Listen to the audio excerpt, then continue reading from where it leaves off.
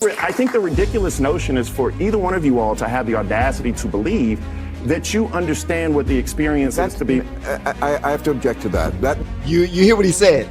He just now otherized them. You guys are white. You don't understand what I've been through. So I can't believe you have the audacity to try to act like you understand what I've been through. But watch how Bill Maher set his ass straight. These people are weird. I know that he's talked about attacking Nigeria and Venezuela. And I wonder how many black and brown people are going to have to die because he was on the Epstein list. To me, your faith is your center point, which I see a value in. But why isn't men of faith should be able to have conversations with men of faith and come to a certain consensus? What is the disconnect that isn't happening in this country right now? Yeah. Say what you want about the former president, Joe Biden, but he said something at the commencement at Howard University. He said the biggest threat to our democracy is white supremacy. Yeah. Say what you want about our former president, Joe Biden, is how he started this off. Okay, then I will. As also noted, Robert C. Byrd was a parliamentary library, a keeper of the institution of the Senate, and he was the institution itself. But to me, and many people here today, like guys I see, Bill Bradley and Jim Sasser, who've long left the Senate for greener pastures, and I hope better remuneration. We used to kid about that too, but for a lot of us, he was a friend, and he was a mentor, and he was a guide. Greatest threat is white supremacy. And he was talking to a whole field of black people black children who was just now graduating, just now put 4 to 6 years of hard work and dedication in so that they can walk across the daggone stage and collect their degrees. Always putting race into somebody's mind is not really the right thing to do when you're trying to motivate someone to do well in the future. That's it.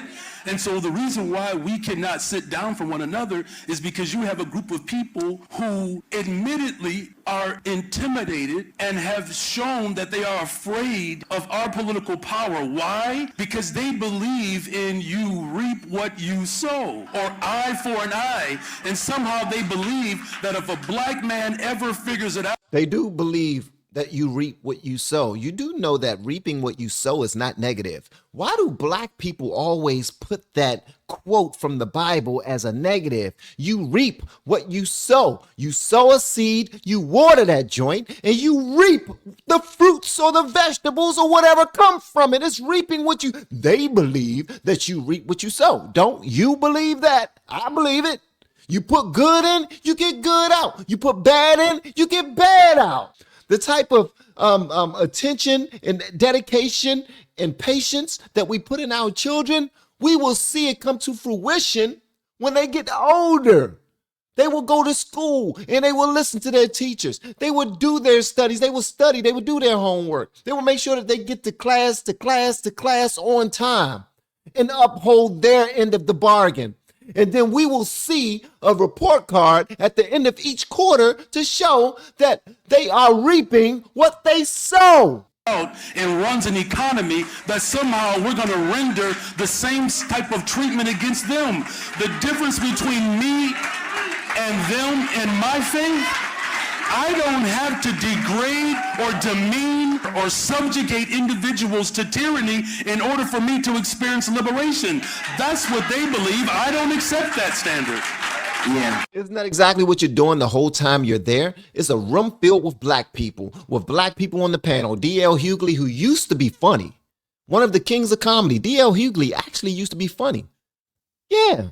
You know the little joke that we skipped over, nobody laughed at, when he was saying that the only reason why Trump is going after Nigerians and going after Venezuelans is so that he could not deal with himself being named in the Epstein files. That's just stupid. How about this one? What other Democrats was trying to deal with all of the unalivings of Christians in Nigeria? And then when we got one of our rappers, somebody that we know, love, and respect as one of the best on a microphone, I'm talking about Nicki Minaj, she decides to speak up about it. And you guys talking about, oh, she's on MAGA now, we got to cancel her. Not only are you trying to cancel her from the culture, but you're trying to deport her because she's from Trinidad. Go get her. she let snitch on her. She's not on the outside no more. She don't want to complain about the white man. She want to actually do something about it. She want to get on a team that's mobilizing, that's doing something to stop all of this killing of Christians in another nation. And we want to hold her feet to the fire. Make that make sense, gang?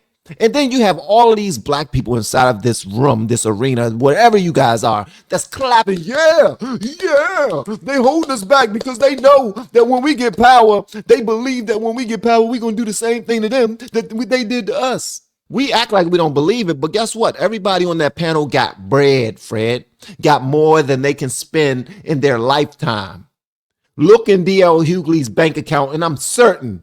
Now, I'm not talking about him living above his means, which he does, and Mayor Brandon Johnson living a bunch above his means, which he does, and he does it on the taxpayers' dollars, where he makes sure that he stay kept up by the taxpayers in Chicago's money.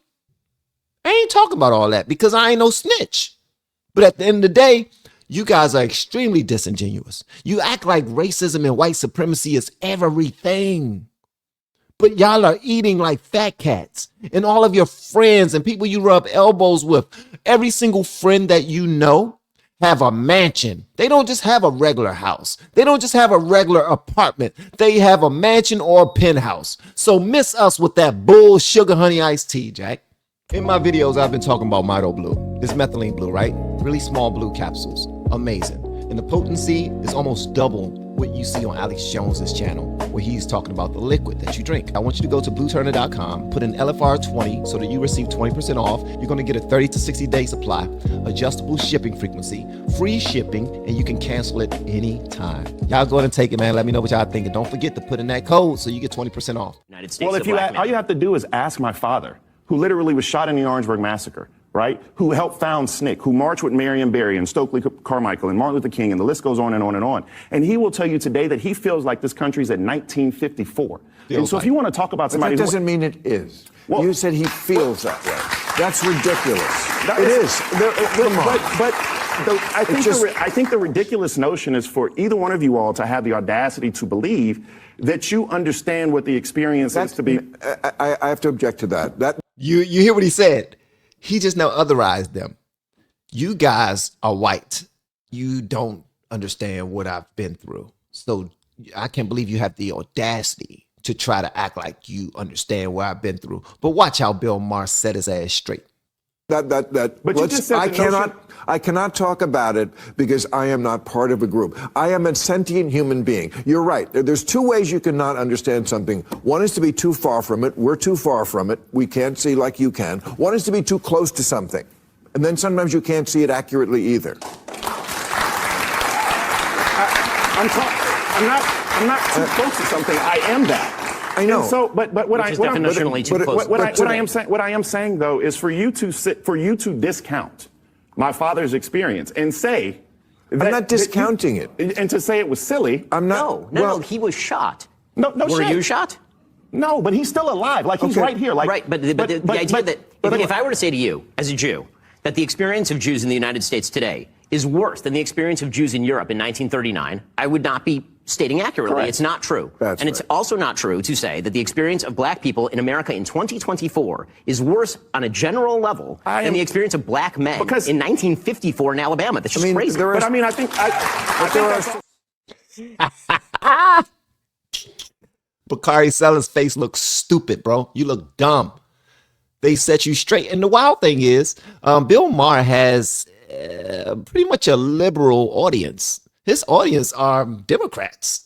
And Bakari Sellers is one of the race hustlers on the left. So they will usually sit there and clap for him and not clap for Ben Shapiro. But they see the ridiculousness of what he's trying to say.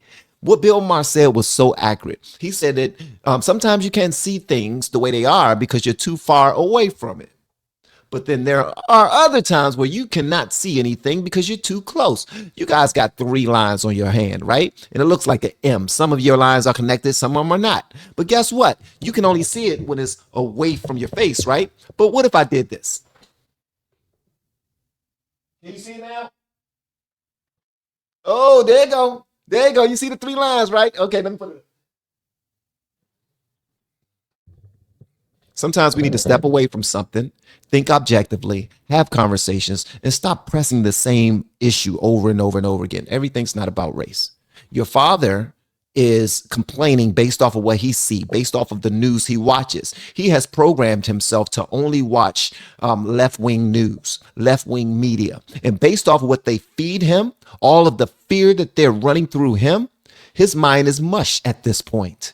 He is not sharp enough to recognize both sides of the coin because he don't check out both sides of the coin. He's being fed one side, and that's the side that's race hustling. That's the side that's discouraging. That's the side that's always saying we cannot get a head up, we can't get a leg up because we're always being held back.